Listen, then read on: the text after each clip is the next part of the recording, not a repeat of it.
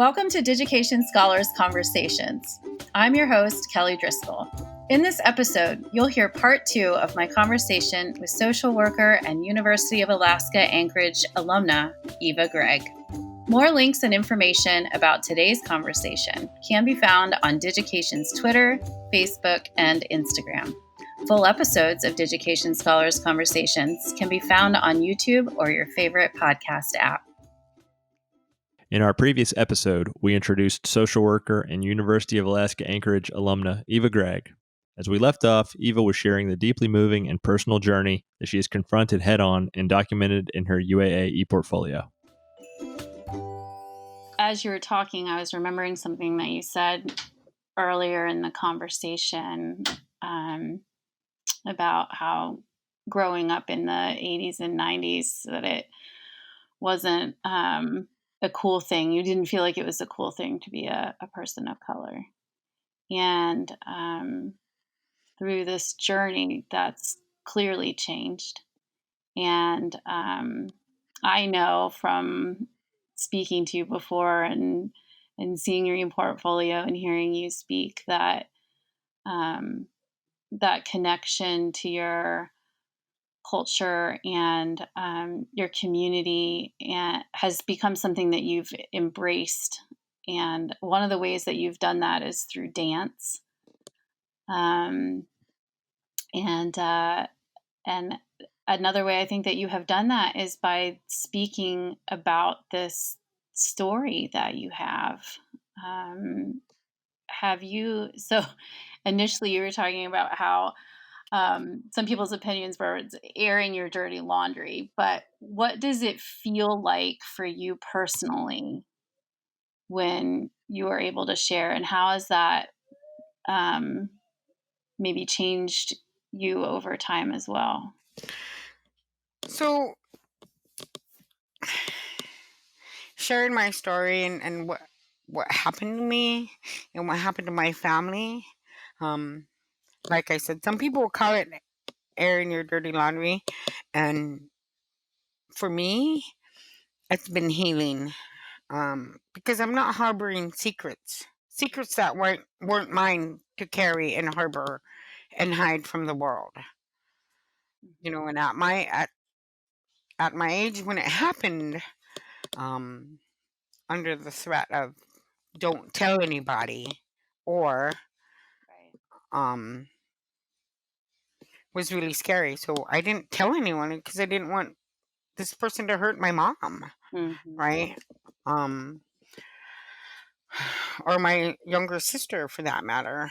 So, there's some things that are so dark and scary that I only share those really intimate details with very trusted individuals who have over the last 11 years proven that trust is there. But before it was like word vomit. I'd tell anybody anything. And that's because I needed to get out all that negativity, right? And I had no filter, and you had to know. But now I'm more selective with who I share the more intimate details of my life with.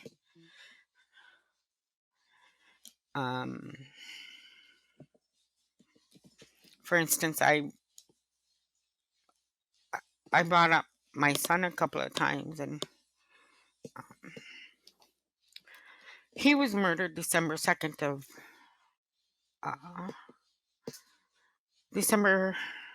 2018. And I'm in my final year of my program at UAA.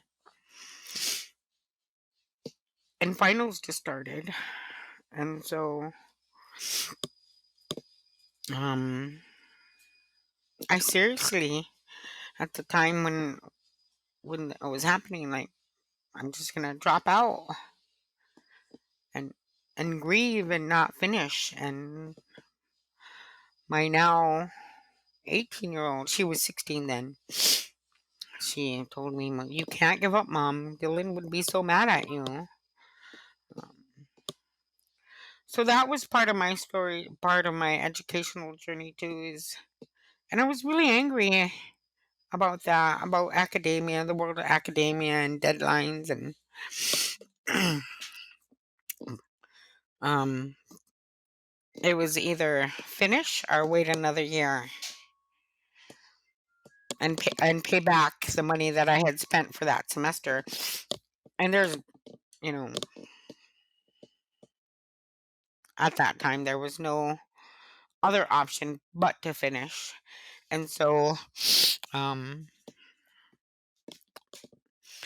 that semester I had 4 classes, and I two of them were group presentations at the end of the semester that I couldn't get out of, and the Mhm. other two was like, just do what you can.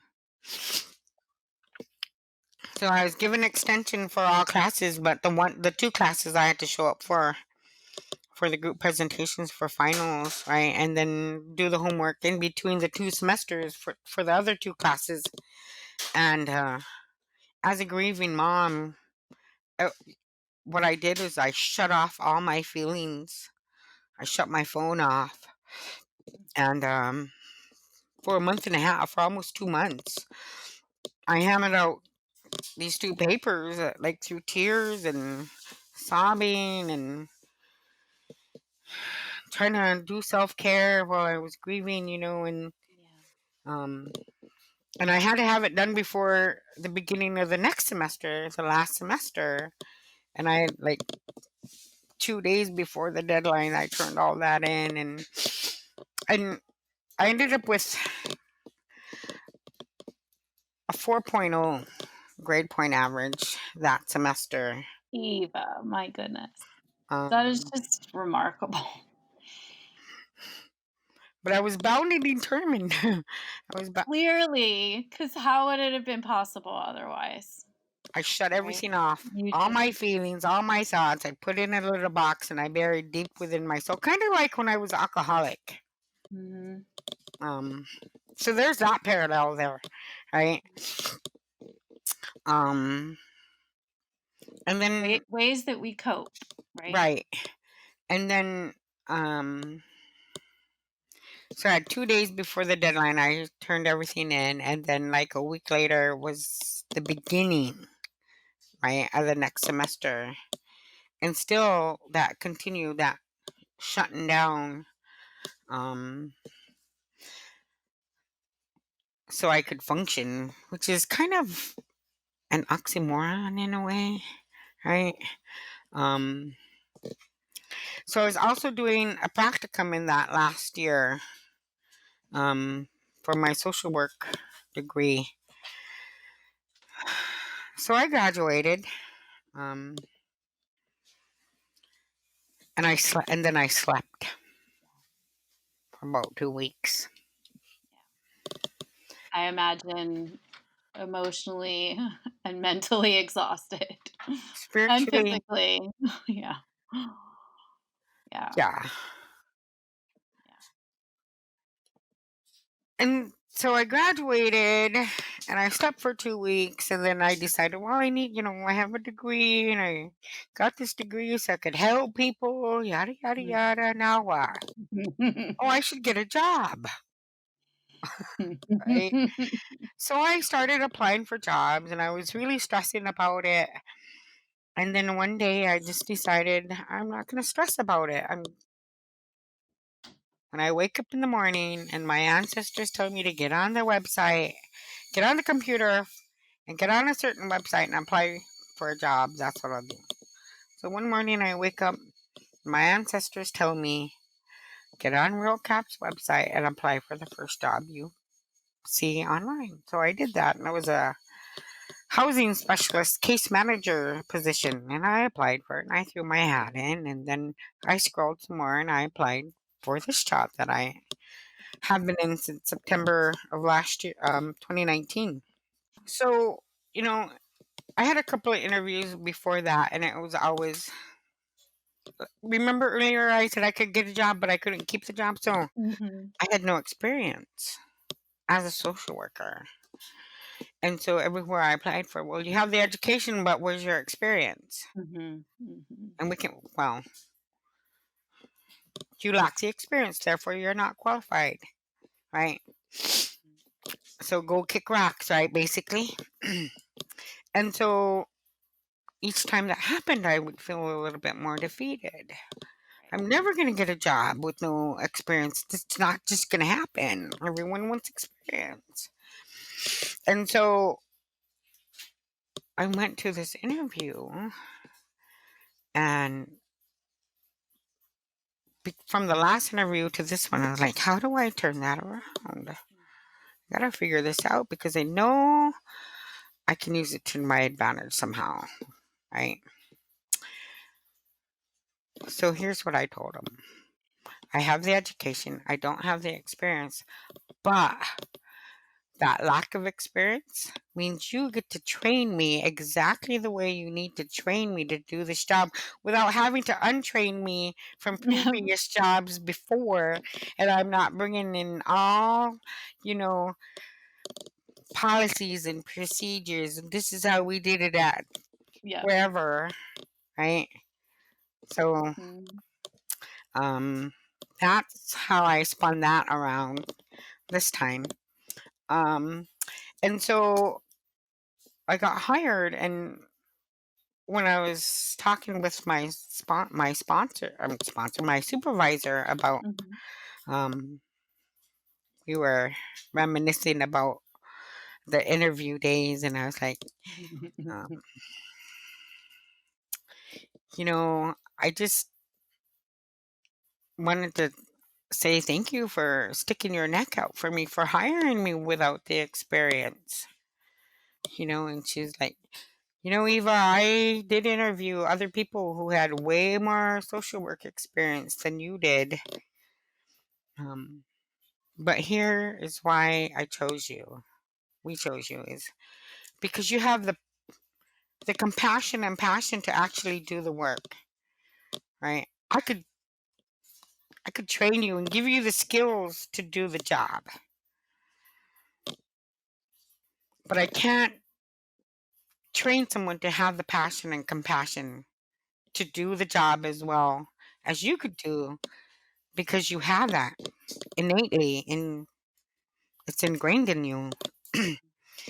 And so I'm really thankful for my supervisor, for pointing that out. Like, I think society as a whole forgets that we are inherently skilled to do some things better than other people, right?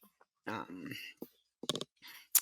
and and and I think we tie up a lot of worth and self identity into that kind of role that society expects us to step into, Mm-hmm. right? So, um, in my ePortfolio, like I have several roles to my identity, Of course. right? I'm a mom, I'm a daughter, I'm a granddaughter, I'm an aunt, I'm a niece, I I'm a single parent, and I have been for the most of my life, right? Um, and part of my family life is that my mom is our matriarch, right? She's the boss of all bosses. She trumps everybody.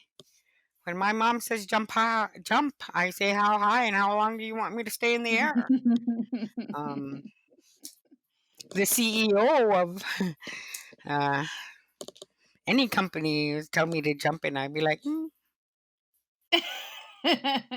probably not. Next, bringing this journey to present day, Eva discusses her personal connection to her heritage as an Alaska Native. She dives into a balance between coming to terms with her personal trauma, indeed also generational trauma, while identifying with her traditional Western education, and then coming full circle to reconnect with her identity as an Alaska Native. So, those part of the ePortfolio, the Native identity culture experience. When I was writing my stories, bits and pieces of it that I shared on there, it really made me look at who I am and who I come from and who I want to be. Right? Like I didn't have that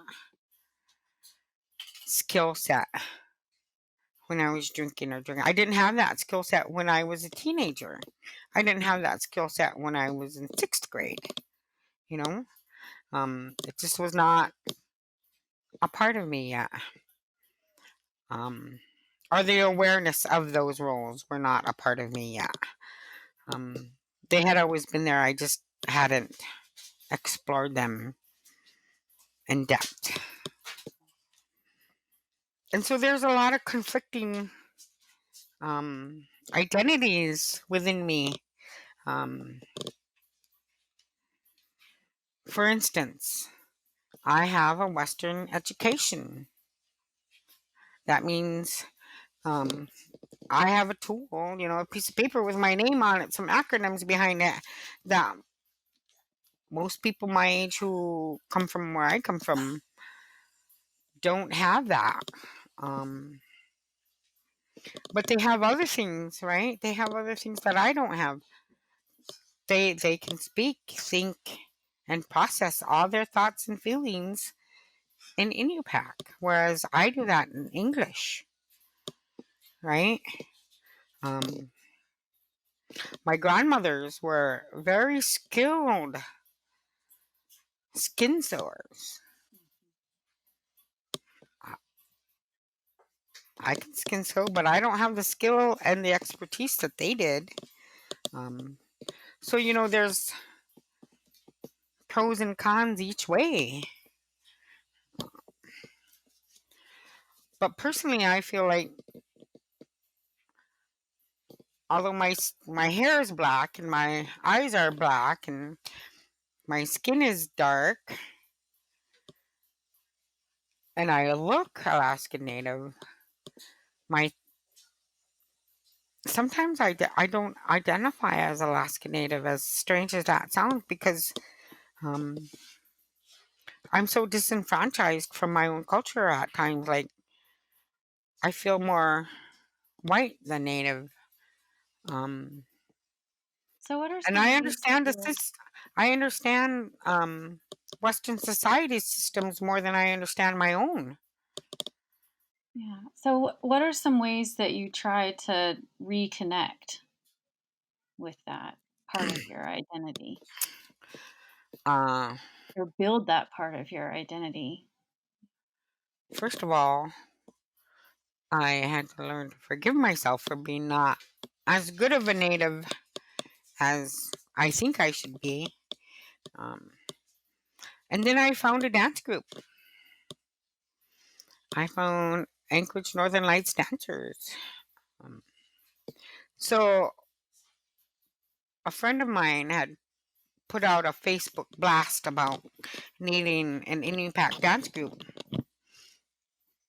And she tagged like 149 of us or something. And a few of us responded, and a few of us showed up, and we formed a dance group. And we had the dance group going for 5 years, 4 or 5 years. It's not in existence anymore, but I have since then joined another dance group, but COVID has hit, and so gathering and exercising and singing is a risk factor. So we haven't been convening together since it got cold. We were practicing outside during the summer, and the elders could handle that, sitting outside in the warm sun, but we're not going to subject that to them at 16 degrees. So there's that. And the elders that you speak of, I had um, the incredible opportunity through our friend Paul Wasco to meet some of the elders. And that was a new experience for me. And it was such an overwhelming presence just to be near them. And I just felt like everything they said, somehow they knew me, even though we had just met. I don't know if you've had a similar experience, but it was an incredible time. So we revere our elders, and we revere them because if we go back 300 years, 400 years, and you live to be an elder, people wanted to know how you survived that. Yeah. Hunting back 300 years ago was dangerous. Berry picking 300 years ago, fishing, walking across the tundra was dangerous, right? And so the chances of living to become an elder were less. Yeah. So those who made it to elder status, we revered them because they defied all the odds, right? And they also, because they defied those odds, they actually had wisdom that we needed. We needed to hear their experiences so we could attempt to copy them, Yeah. right? Survival. Yeah. And, that was historically, right? Today in contemporary life, like our elders live to the age that they are because life is easier today, right? Like hunting is not so dangerous, and you could get your meat at Fred Meyer's or Safeways or the Piggly Wiggly or wherever you are. Um, but they still have something we want from them. We want their time, and we want to hear their old raspy voices and feel the papery feelings of their wrinkled hands, and listen to what they have to say. I mean, we crave it.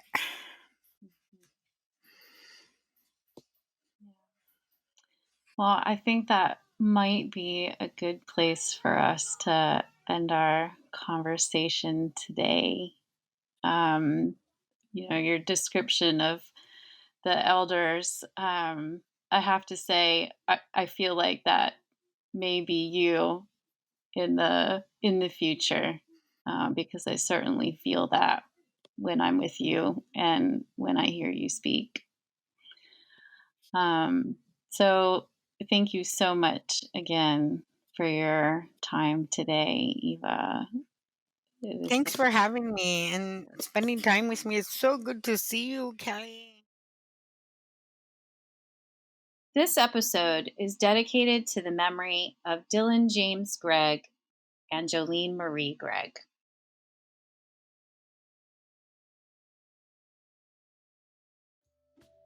Digication Scholars Conversations is brought to you by Digication, a technology platform powering the most innovative ePortfolio programs in K-12 and higher education. Our website can be found at digication.com. This episode was produced by Drew Albanesius and Jessica Chittum. If you enjoyed today's conversation, please like, subscribe, and share with a friend. Thanks for watching.